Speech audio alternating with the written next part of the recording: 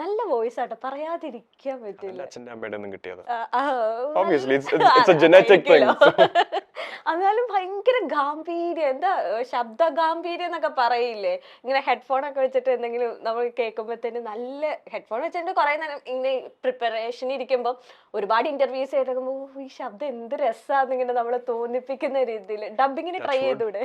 Touch wood. Dubbing എപ്പോഴും നമ്മൾ ചെയ്യുന്ന പോലെ ആയിരിക്കുമല്ലോ, സൗണ്ട് മിക്സും കഴിഞ്ഞ് ഓൺ സ്ക്രീൻ വരുമ്പോഴത്തേക്കും പിന്നെ ഓരോ ക്യാരക്ടറിനും അതിൻ്റെതായ ഒരു modulation ചെയ്യണമെന്നുള്ളതാണ്. It's not just your body that's acting, not just your face.